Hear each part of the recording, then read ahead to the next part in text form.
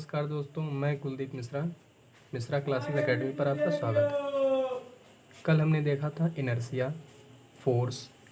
आज हम बात करेंगे द्रव्यमान की। मास। मास क्या होता है?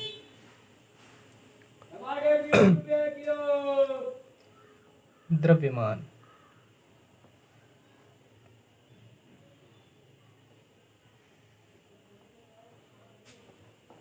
मतलब मास।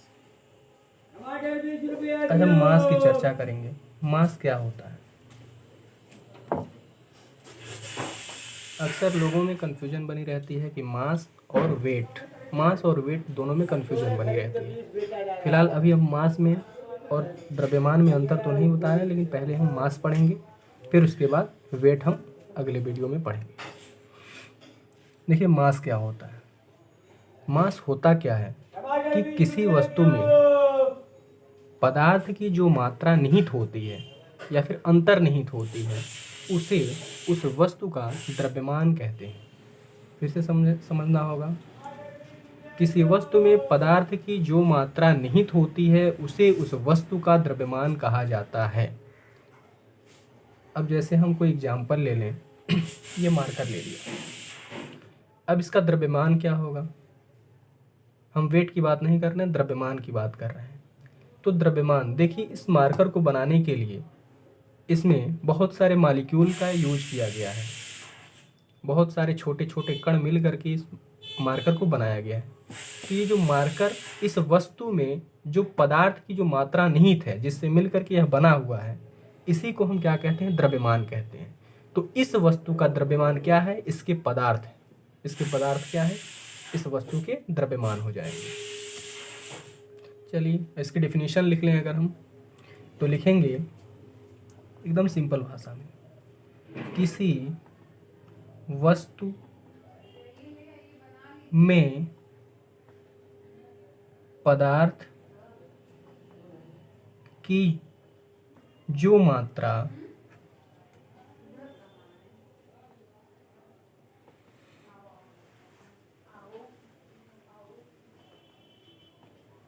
निहित होती है,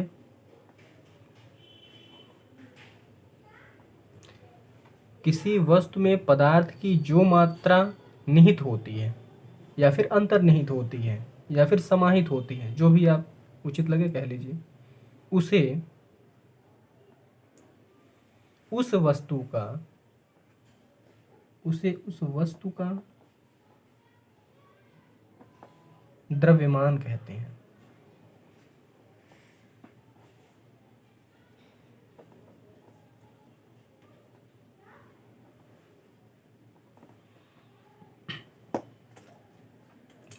अब हमने जान लिया कि द्रव्यमान क्या होता है।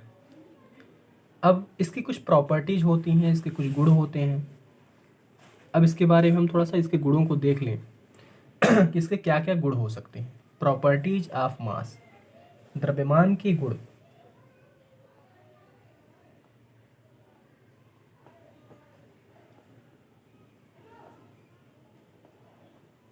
Properties of mass.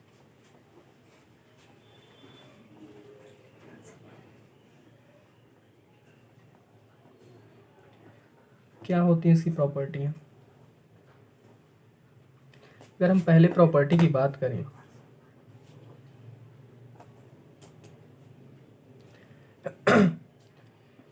तो इसकी सबसे पहली और मुख्य प्रॉपर्टी ये होती है कि द्रव्यमान किसी वस्तु का अंतर्निहित गुण होता है। द्रव्यमान एक आंतरिक गुण होता है, जिसको हम कह सकते हैं कि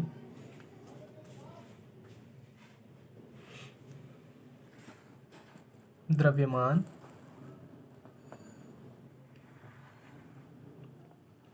किसी वस्तु का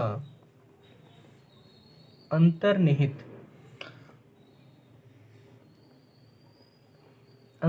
गुण होता है।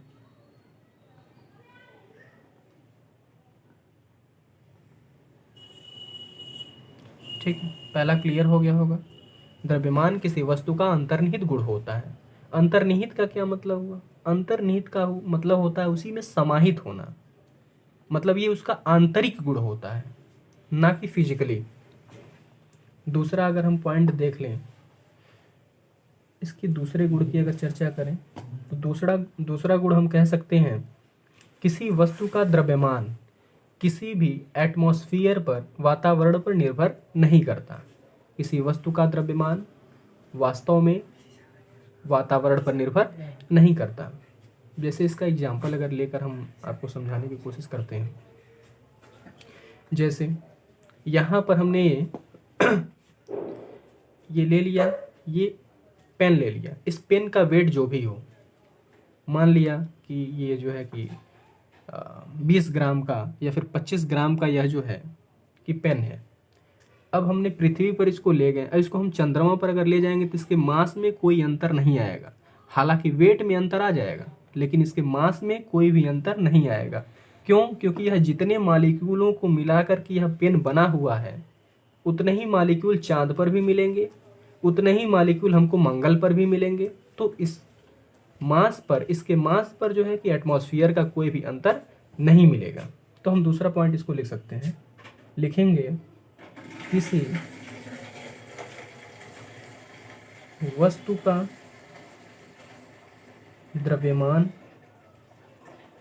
किसी वस्तु का द्रव्यमान वातावरण पर निर्भर नहीं करता।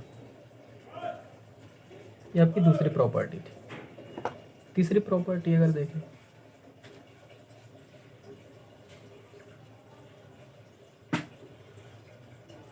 चलिए तीसरी प्रॉपर्टी क्या हो सकती है कि यह एक अदिश राशि होता है। अब ये अदिश राशि क्या है? देखिए, दो प्रकार की राशियां होती हैं, एक होता है सदिश राशि, दूसरा होता है अदिश राशि। सदिश राशि को इंग्लिश में हम वेक्टर क्वांटिटी कहते हैं और अदिश राशि को हम स्केलर क्वांटिटी कहते हैं। तो यह कैसी राशि है? स्केलर क्वांटिटी होती, अदिश राशि होती। अदिश राशि हम उसे कहते हैं जिसमें कोई डायरेक्शन निश्चित नहीं होता। जिसमें कोई डायरेक्शन नहीं होता उसे हम अदिश राशि या फिर स्केलर क्वांटिटी कहते हैं। तो यह क्या होती है? द्रव्यमान की क्या होती है? इसका कोई निश्चित डायरेक्शन नहीं होता है, और डायरेक्शन ना होने की वजह से इसको हम स्केलर क्वांटिटी में रखते हैं। तो लिख लेंगे इसको, द्रव्यमान एक अदिश राशि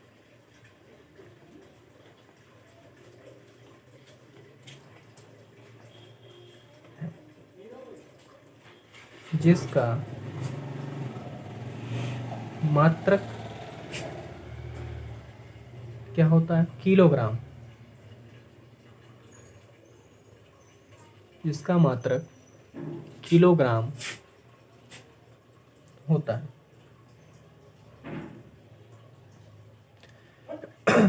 अब द्रव्यमान के प्रकार की अगर हम बात करें तो इसके प्रकार भी होते हैं।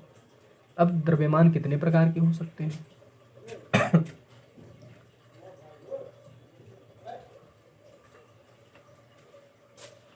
द्रव्यमान के प्रकार, type of mass, types of mass.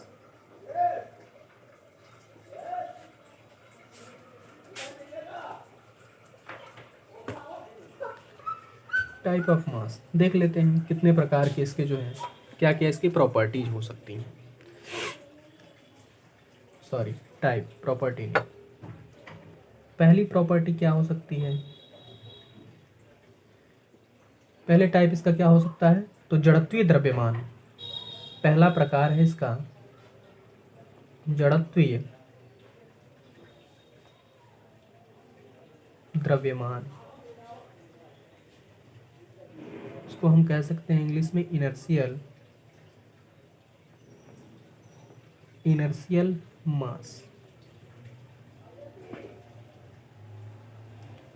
दूसरा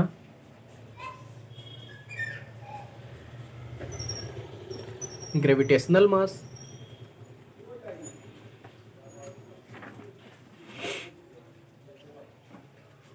मतलब गुरुत्वीय द्रव्यमान।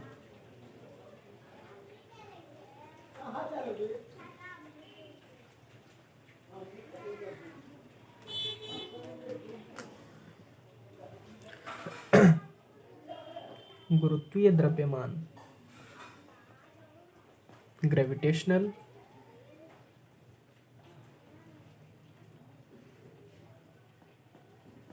मास।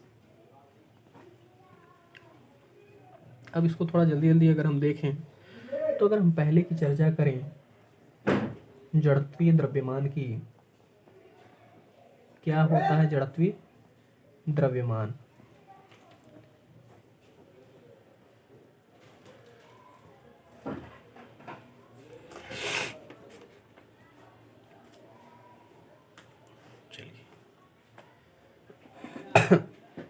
वस्तु का वह द्रव्यमान जो जड़त्व की माप होती है उसे हम क्या कहते हैं? जड़त्वीय द्रव्यमान कहते हैं। चलिए इसको लिख लेते हैं फटाफट। कह रहा है जड़त्वीय द्रव्यमान क्या होता है? तो जड़त्वीय द्रव्यमान होता है वस्तु का वह द्रव्यमान, वस्तु का वह द्रव्यमान जड़त्व की माप होती है, उसे जड़त्वीय द्रव्यमान कहते हैं।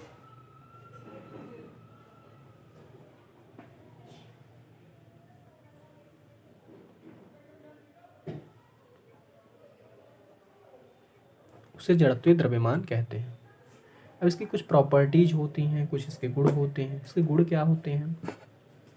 अगर इसके हम गुणों की बात करें, इसकी प्रॉपर्टीज,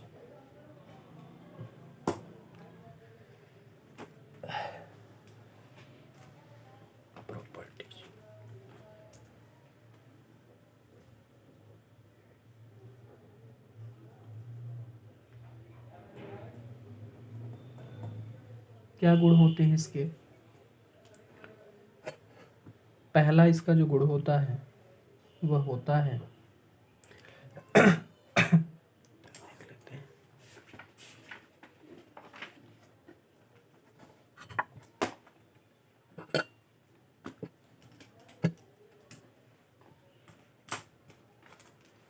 इसकी पहली प्रॉपर्टी,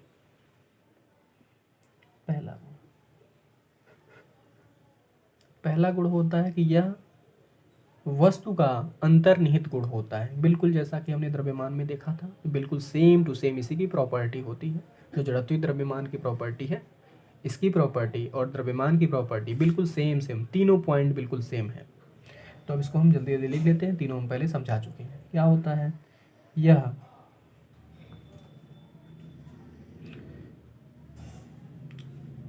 वस्तु का या फिर यह किसी वस्तु का अंतर्निहित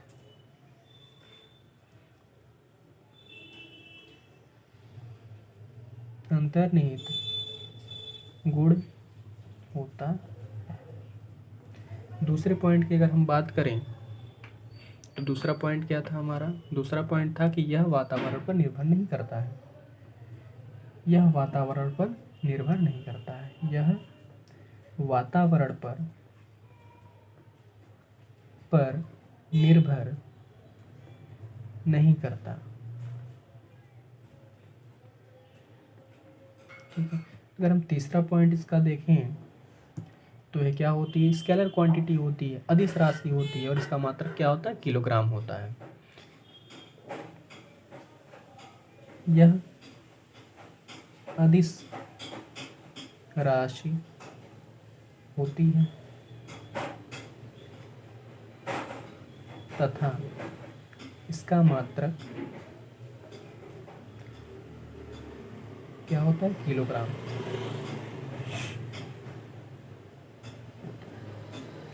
अब अगर हम दूसरे पॉइंट की अगर हम बात करें, दूसरा पॉइंट क्या था हमारा? इसका दूसरा प्रकार क्या था? तो वह था गुरुत्वाकर्षण, मतलब गुरुत्वीय द्रव्यमान, ग्रेविटेशनल मास। गुरुत्वीय द्रव्यमान। देखिए इसमें क्या होता है? ग्रेविटेशनल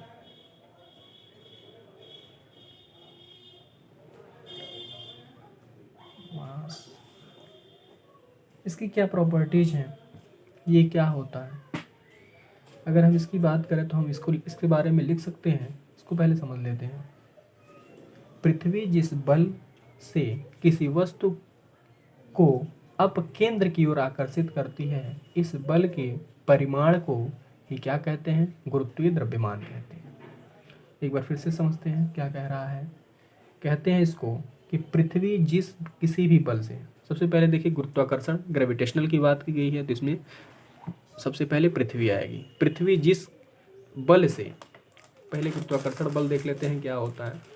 पृथ्वी जिस किसी भी बल से जो है किसी वस्तु को अपने तरफ आकर्षित करती है, उस बल को हम क्या कहते हैं, गुरुत्वीय बल कहते हैं, फिर गुरुत्वाकर्षण बल कहते हैं। तो अगर हम बात करें गुरुत्वीय द्रव्यमान क्या होता है, तो हम लिख सकते हैं कि पृथ्वी जिस बल से किसी वस्तु को अपने अपकेंद्र की ओर खींचती है या फिर आकर्षित करती है, इस बल के परिमाण को ही गुरुत्वीय द्रव्यमान कहते हैं। लिख लेते हैं, पृथ्वी जिस बल से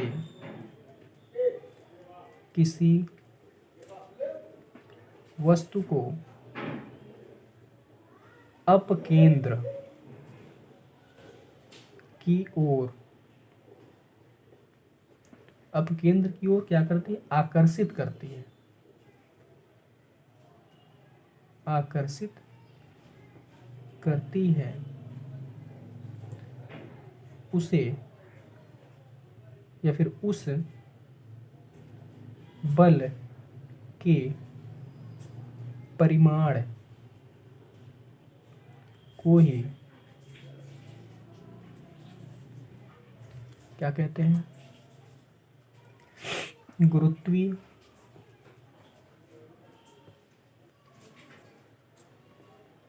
द्रव्यमान कहते हैं।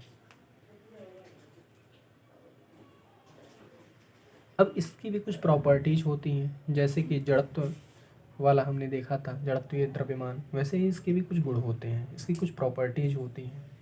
देख लेते हैं इसकी क्या प्रॉपर्टीज हैं।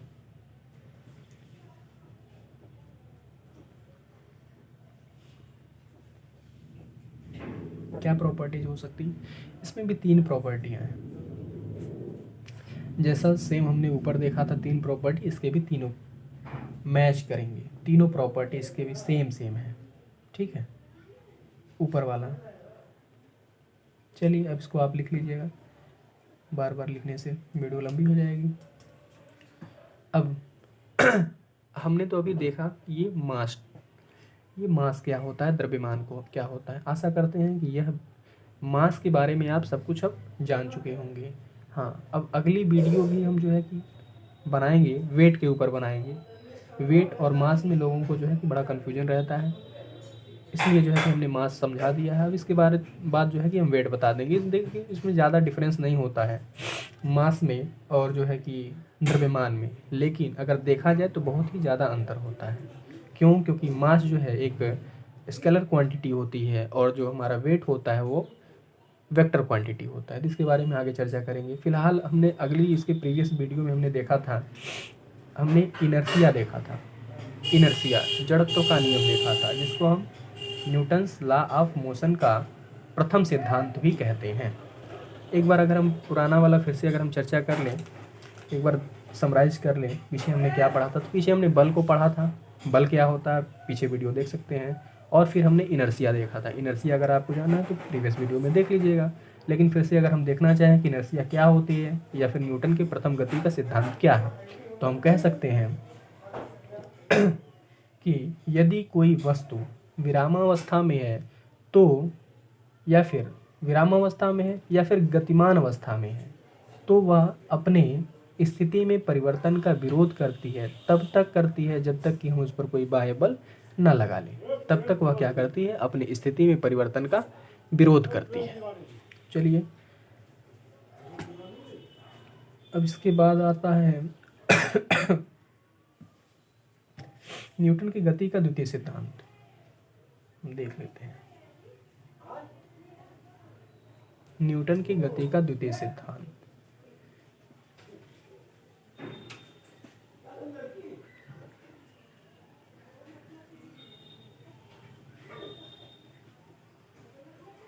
दूसरा सिद्धांत या फिर second law of motion. Second law की अगर हम बात करें तो ये क्या होता है, देखिए सेकंड लॉ क्या कहता है, कहता है कि यदि किसी मास m की वस्तु पर F बल लगा करके, ठीक है, कह रहा है कि अगर कोई m द्रव्यमान का कोई वस्तु है, ठीक है, जिस पर कि हम क्या करते हैं, F बल लगाते हैं और F बल लगाने के कारण उसमें त्वरण होता है, त्वरण उत्पन्न होता है। त्वरण उत्पन्न कितना हो रहा है, a एक्सेलरेशन, त्वरण का मतलब एक्सेलरेशन, उसमें एक्सेलरेशन a उत्पन्न हो जाता है।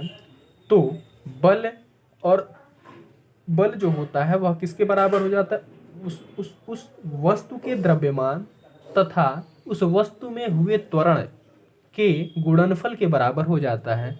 अर्थात हम कह सकते हैं कि F इक्वल्स m इंटू ए। देख लेते हैं इसकी।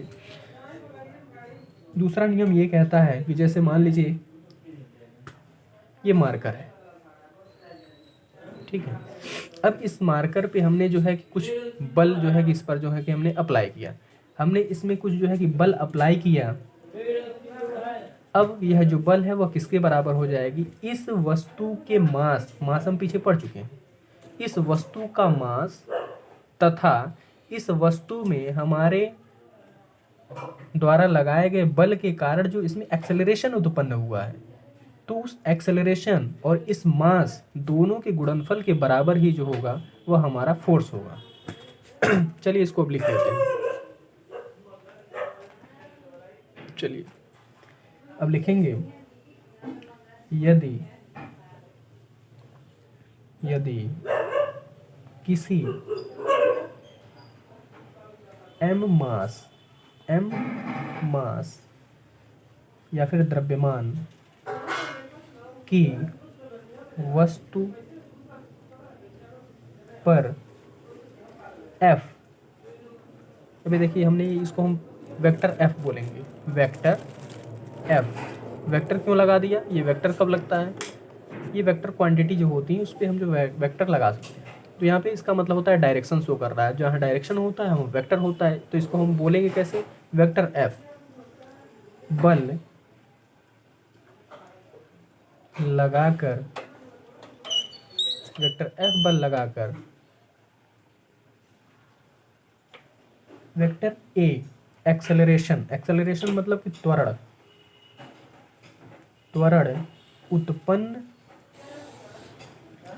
उत्पन्न किया जाए,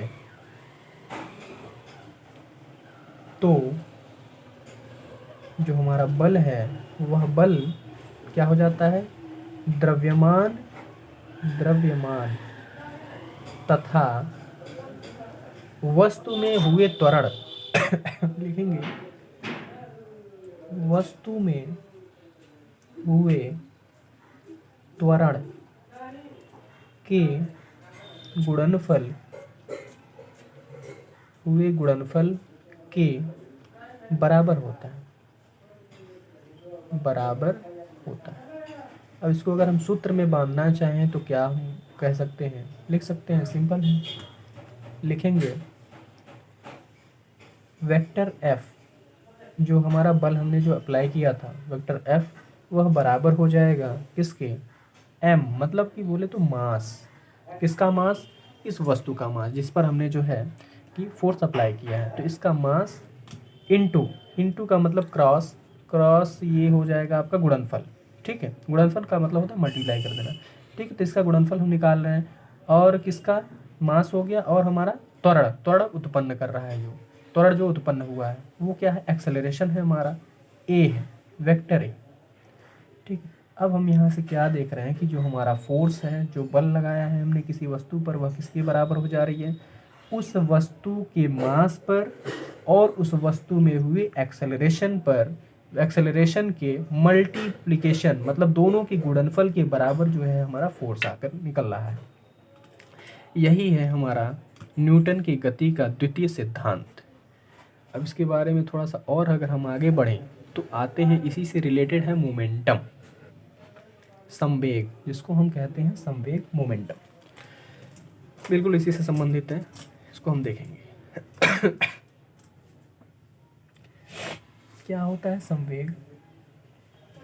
संवेग मोमेंटम, मोमेंट संवेग। चलिए मोमेंटम क्या होता है, देखिए इसके बारे में अगर हम चर्चा करें तो लिख सकते हैं, किसी वस्तु के द्रव्यमान एवं वेग के गुणनफल को क्या कहते हैं? संवेग कहते हैं। देखिए द्रव्यमान हम देख चुके हैं, द्रव्यमान क्या होता है, और दूसरा एक आ रहा है क्या? वेग। वेग मतलब वेलोसिटी, वेलोसिटी। तो कह रहा है कि जो संवेग होता है वह किस पर डिपेंड करता है? किसी भी वस्तु के द्रव्यमान पर तथा उसके वेग के गुणनफल पर डिपेंड करता है, मतलब कि वेग पर डिपेंड करता है और द्रव्यमान पर डिपेंड करता है। अब इसको हम कह सकते हैं, इसके बारे में अगर लिखें तो लिखेंगे किसी वस्तु के द्रव्यमान, किसी वस्तु के द्रव्यमान एवं वेग, वेग के गुणनफल, गुणनफल को संवेग कहते हैं।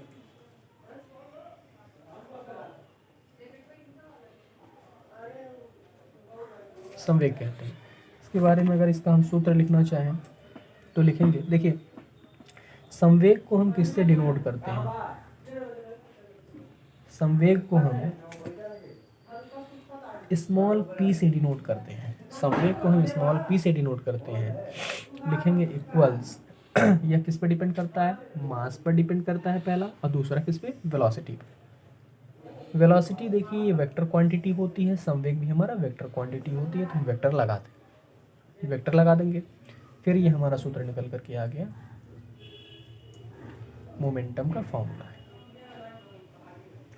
अब इसके अगर हम देख लें इसकी क्या होती है यूनिट, तो इसकी यूनिट होती है किलोग्राम मीटर प्रति सेकंड, ये इसकी यूनिट होगी। ठीक है। अब वेक्टर क्वांटिटी, ये इसकी क्वांटिटी क्या है? वेक्टर क्वांटिटी है, वेक्टर क्वांटिटी, वेक्टर क्वांटिटी है, मतलब इसको हिंदी में कहते हैं क्या? सदिश राशि, सदिश राशि। ये कभी कभी पूछ लेता है 1 नंबर में 2 नंबर में कि संवेग का फार्मूला, और यह इसकी क्वांटिटी पूछ लेता है, मतलब कि यह कौन सी क्वांटिटी है, वेक्टर क्वांटिटी है, स्केलर क्वांटिटी है, कंपटीशन वगैरह में अक्सर पूछ लेता है। अब संवेग में अगर हम परिवर्तन की बात करें, चेंज इन मोमेंटम, तो चलिए चेंज इन मोमेंटम,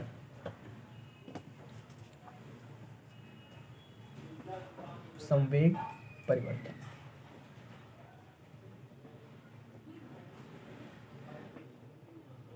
संवेग परिवर्तन मतलब चेंज इन मोमेंटम।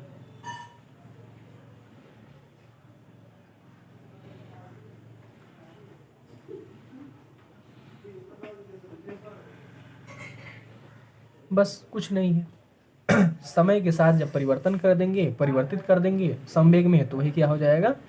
संवेग परिवर्तन हो जाएगा, मतलब कि चेंज इन मोमेंटम हो जाएगा। बस तब देख लीजिए, जब भी चेंजेस की बात आती है, तो जब भी चेंज की बात आती है, मतलब अंतर की बात आती है, तो हम डेल्टा का इस्तेमाल कर लेते हैं। हमने पिछले क्लासेस वगैरह में पढ़े हैं, डेल्टा का इस्तेमाल कब करते हैं? जब कोई माइनर डिफरेंस आता है, अंतर आता है, तो हम सबसे पहले, अब बड़ा सा अंतर कैसे निकाल सकते हैं भाई? हम पहले छोटा अंतर ही निकालते हैं, ठीक है, तो हम निकाल लेंगे, तो हम कहेंगे अब इसी फॉर्मूले में बस आगे डेल्टा जुड़ जाएगा, तो क्या हो जाएगा? Delta P, delta vector P equals m into delta vector v, velocity. अब देखिए भाई, अब m पर हमने डेल्टा का इस्तेमाल क्यों नहीं किया? हमने मोमेंटम पर यूज किया है, वेलोसिटी पर यूज किया है। क्यों? हमारा मोमेंटम चेंज हो सकता है, वेलोसिटी हमारी बदल सकती है, चेंज हो सकती है, लेकिन हमारा मास कभी भी बदल नहीं सकता। दुनिया के किसी भी कोने में मास नहीं बदला जा सकता। ठीक है, अब देखिए ये हमारा चेंज इन मोमेंटम। अब इसमें अगर हम क्या कहें कि डेल्टा टी से भाग दे दें, देखिए डेल्टा टी से हम भाग देंगे तभी ये जो है कि चेंज ऑफ मोमेंटम पूरा हो जाएगा। जब इसको समय के साथ क्या कर देते हैं, डिवाइड कर देते हैं, मतलब समय के साथ जब परिवर्तित होती है कोई भी चीज़ तो उसको हम उसका रेट ऑफ रिएक्शन या फिर रेट ऑफ संवेग परिवर्तन कह सकते हैं या फिर चेंज इन मोमेंटम कह सकते हैं। मतलब इसको समय के साथ बदलना होगा। तो जब समय के साथ ये बदलेगा तो इसमें हम क्या करेंगे, लिखेंगे डेल्टा टी से भाग देने पर दोनों दिशाओं में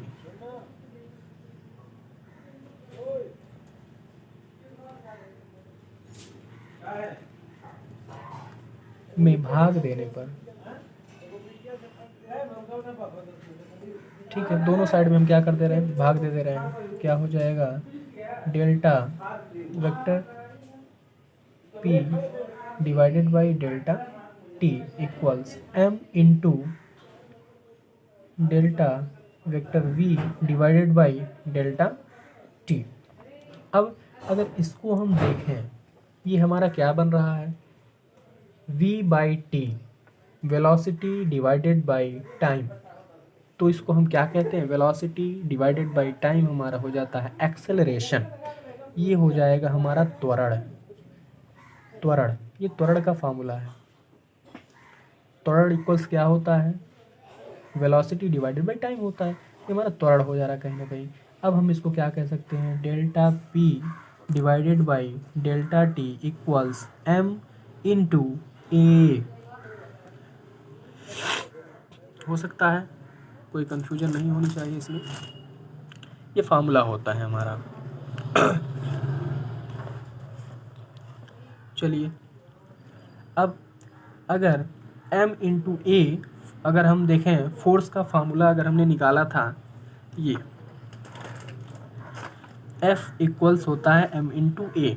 तो m इंटू ए एफ के इक्वल्स है, इसलिए हम यहाँ पर कह सकते हैं कि m इंटू ए भी किसके इक्वल होगा, वेक्टर F के बराबर होगा। कोई दिक्कत नहीं है। अब जो हमारा वेक्टर F है वह किसके इक्वल हो गया, m इंटू वेक्टर ए, और यह इक्वल है हमारा delta vector p divided by delta T के।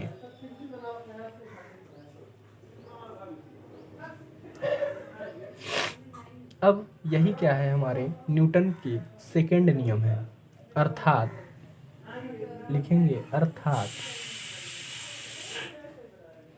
संवेग परिवर्तन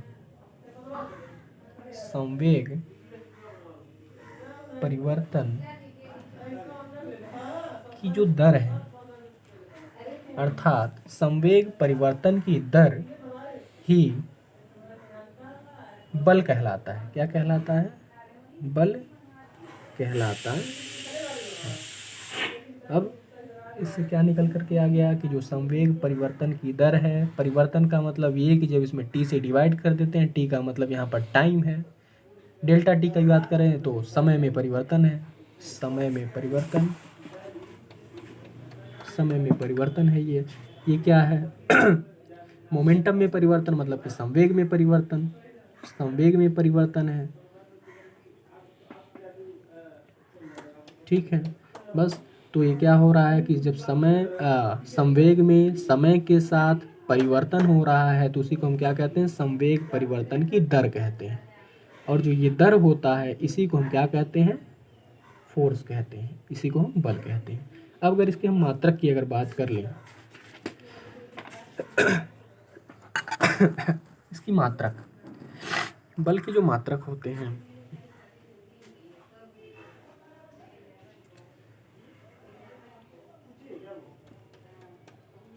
बल की मात्रक मतलब unit of force, units of force क्या है ये, देखिए यह जो है बल का निरपेक्ष मात्रक दो प्रकार के होते हैं, एक होता है बल का निरपेक्ष मात्रक और एक होता है बल का गुरुत्वीय मात्रक। तो जो निरपेक्ष मात्रक होते हैं उसको हम इंग्लिश में कहते हैं एब्सोल्यूट यूनिट फोर्स, और एक होता है ग्रेविटेशनल यूनिट फोर्सेस। तो अभी हम निरपेक्ष की बात अगर करें तो ये अगर इसको हम दो भागों में ऐसे डिवाइड कर सकते हैं, इसको हम लिखेंगे बल का निरपेक्ष मात्रक, बल का निरपेक्ष मात्रक। इंग्लिश में अगर लिखें तो लिखेंगे एब्सोल्यूट यूनिट ऑफ फोर्सेस या फिर फोर्स। ठीक है। अगर दूसरे की अगर हम बात करें तो ये हो सकता है बल का गुरुत्वीय मात्रक, बल का गुरुत्वीय मात्रक जिसको हम लिख सकते हैं ग्रेविटेशनल यूनिट ऑफ फोर्स। ठीक है। अब ये दो प्रकार के तो मात्रक होते हैं। पहली बात किसके लिए हम देख रहे हैं, ये बल की मात्रक देख रहे हैं। ये दो प्रकार के मात्रक होते हैं। अब इनमें एक देखिए होता है एसआई सिस्टम होता है, एमकेएस सिस्टम होता है, सीजीएस सिस्टम होता है। तो अगर हम इसमें देख लें, इसमें भी जो है कि एसआई सिस्टम होता है, एमकेएस, और जो है कि वो सीजीएस सिस्टम। इसमें अगर हम दो की अगर चर्चा करें,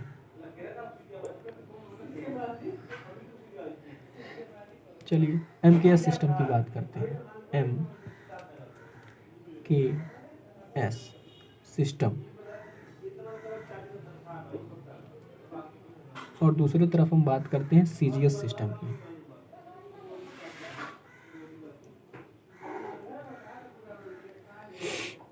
फिर इधर भी एमकेएस सिस्टम, फिर सीजीएस सिस्टम। देख,